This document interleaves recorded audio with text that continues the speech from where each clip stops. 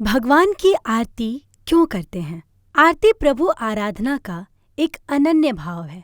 हम भगवान को अभिषेक, पूजन और नैवेद्य से मानते हैं।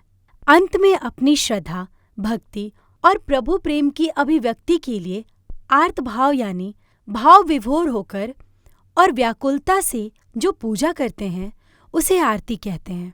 आरती आर्त भाव से ही होती है। इसमें संगीत की स्वर लहरियां और पवित्र वाद्यों के नाद से भगवान की आराधना की जाती है।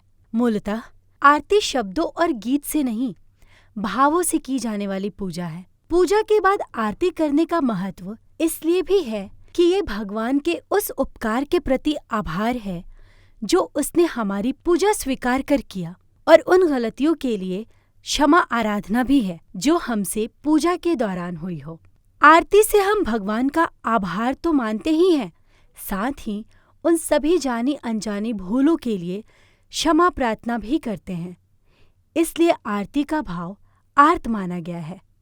आरती भावनाओं की अभिव्यक्ति तो है ही, साथ ही इसमें संपूर्ण सृष्टि का सार और विज्ञान भी है। आरती के प्रारंभ में शंखनाद, फिर चंवर डुलाना, कपूर और धूप से भगवान की आरती करना, जल से उसे शीतल करना और फिर विभिन्न मुद्राओं से आरती ग्रहण करना, ये सब परमात्मा द्वारा रची गई सृष्टि के प्रति अपने आभार और उसके वैभव का प्रतीक है। इस विज्ञान को हम समझे तो ये सृष्टि पंच तत्वों से मिलकर बनी है: आकाश, वायु, अग्नि, जल और पृथ्वी। इन पंच तत्वों से हम भगवान को पूजते हैं। इसमें सृष्टि को रचने, उसमें सब सुख संपदा देने और हमें मानव जीवन देकर इसे भोगने के उपकार के प्रति हम भगवान का धन्यवाद करते हैं। उसकी कृपा में रहने के लिए आर्त भाव से प्रार्थना करते हैं। शंख आकाश का प्रतीक है। शुभ कार्यों के लिए शंख का नाद आवश्यक है, और जब बात अपने आराध्य की पूजा की हो तो शंखनाद और ज्यादा आवश्यक हो जाता है। शंखनाद से माहौल भक्तिमय तो होता ही है, साथ ही वातावरण में एक सकारात्मक ऊर्जा का भी संचार होता है। शंखनाद से आकाश तत्व के प्रति आभार व्यक्त किया जाता है। वायु तत्व की अभिव्यक्ति के लिए हम भगवान को चंवर डुलाते हैं। जिस शीतल प्राणवायु से हमारे शरीर में जीवन का संचार है, उसके लिए भगवान को चंवर डुलाकर इसका धन्यवाद प्रेषित किया जाता है। इसे भगवान की आराधना करना भी कहते हैं। हम भगवान को स्वामी मानकर उसके सेवक के रूप में स्वयं को प्रस्तुत करते हैं। जब हम भगवान की सेवा भाव से करते हैं तो इससे हमारे अहंकार का भी नाश होता है और मन निर्मल हो जाता है।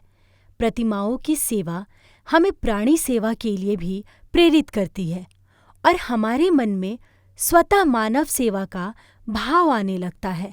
कपूर और धूप साक्षात अग्नि के रूप है। अग्नि पवित्रता, प्रकाश का प्रतीक भी है और संसार का भी। हम अपने दुर्गुणों को जलाकर सद्गुणों से भगवान को भजते हैं। उससे ये प्रार्थना भी करते हैं कि हमारा जीवन सदैव अंधेरे से प्रकाश की ओर आगे बढ़े। हमारे दुर्गुणों और अहंकार का सदैव शरण हो। सद्भाव और सदाचार के पथ पर हमेशा भगवान की कृपा रूपी रोशनी मिलती रहे।